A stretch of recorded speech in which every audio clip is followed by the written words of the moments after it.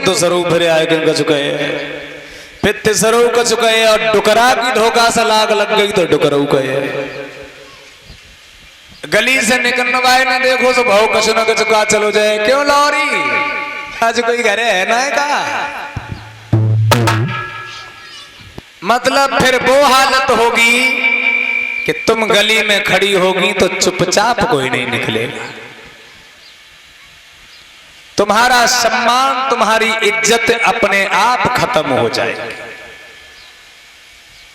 इसलिए अगर कोई ज्यादा बोले तुम्हारे पास तो इतने अच्छे अच्छे हथियार हैं, तुमसे कोई हंस दे तो जेल चलो जाए,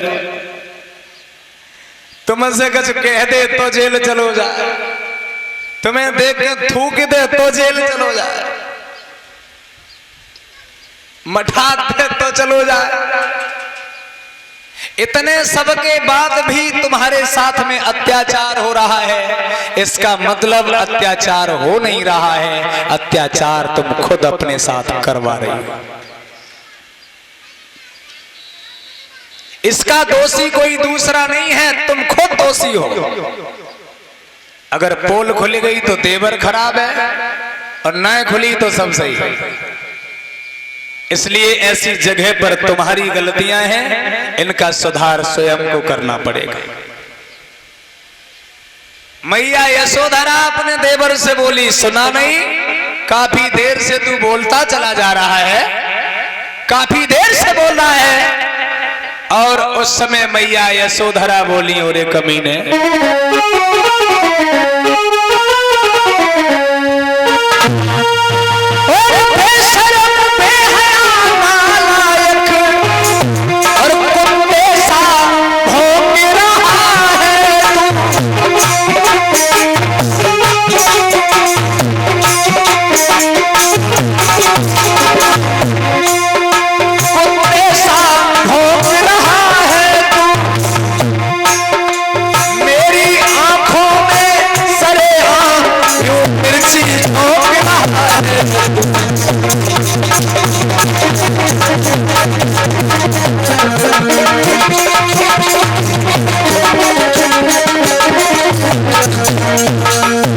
समझा करके यशोधरा बोली, और कमीने, मेरे घर में रहता है, हमारे घर में कुत्ते की तरह रोटी खा करके तू पलता है और तू भूल गया मैं आज भी राजरानी हूँ, हमारे ससुर जी आज भी राजा है। तू अपनी औकात भूल रहा है, तू किससे बात कर रहा है?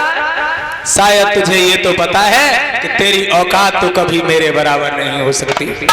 और शेरनी कितनी भी भूखी हो, लेकिन कुत्ते की औकात नहीं है जो आकर के उस पर हमला करते हैं।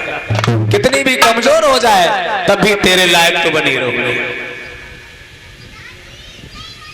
समझा करके यशोधरा बोली, और रिश्ते में बेकर लगता है, इसलिए अभी है खैर तेरी,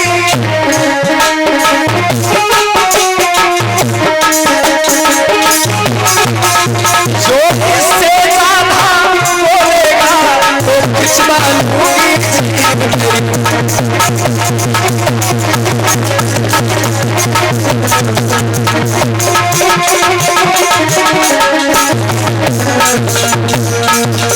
इससे ज्यादा बोलेगा तो बहुत गड़बड़ हो जाए। और माताओं याद रखना, अगर कोई देवर तुमसे ज्यादा बोले तो केवल इतना कह दो, तुम फटाफट यहां से उठ लो, ज्यादा कुछ मत कहो। केवल तुम उससे ये कह दो, तुम यहां से बस उठ लो, जानो भलाई है। अगर एक बार तुमने कह दिया तो जिंदगी में तुम्हारे दरवाजे पे पैर रखने की हिम्मत नहीं पड़ेगी। वही बात मैया यशोधरा ने कही कि चल निकल यहां से तू पापी, और वरना बवाल हो जाएगा।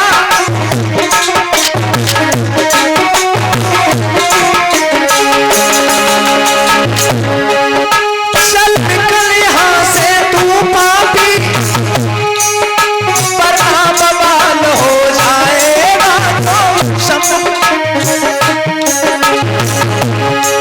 तेरा ऐसा हाल कर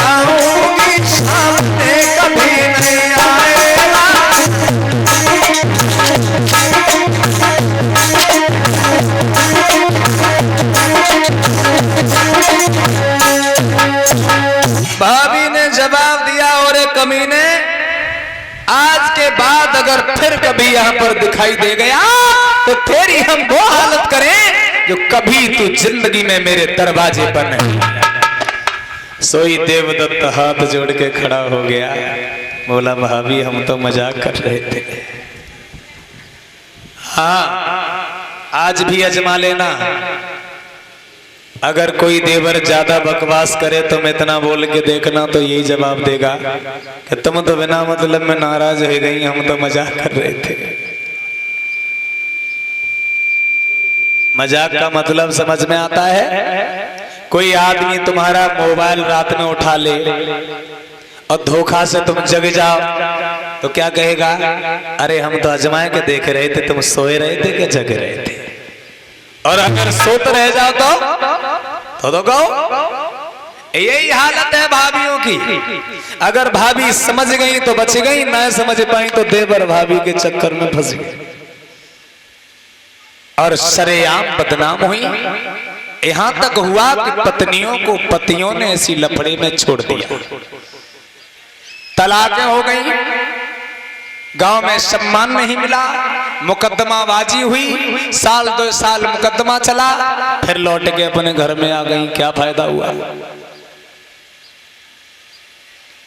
इसलिए एक विद्वान ने ये लिखा